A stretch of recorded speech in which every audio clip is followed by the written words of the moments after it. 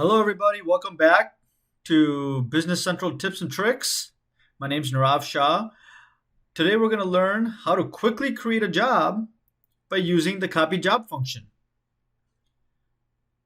So here you can see Business Central and my role center in front of you.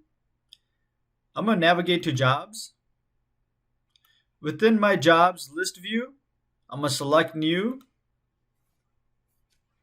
I'm going to select enter, get the next job number available. I'm going to put in here a description of my new job.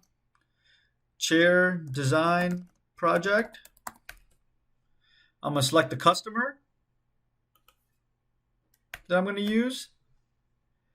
And then I'm going to go to process and copy tasks from.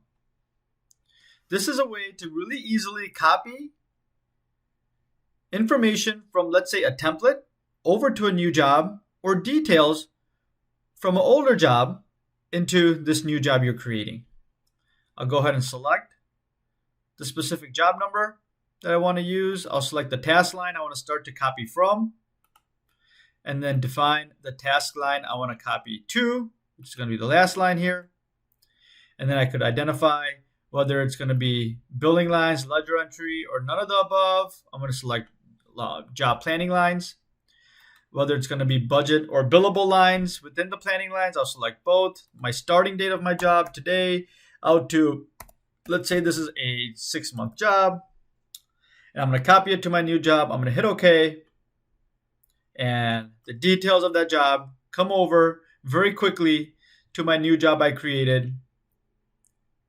And I can come in through this job, add some additional planning lines, update my posting group, then further update my whip method, and add other values to this job as necessary. I hope you found this video informative. There's a very easy way to create a new job within Business Central by using the copy job task from within the job card. Hope you use this the next time you create a new job. Take care.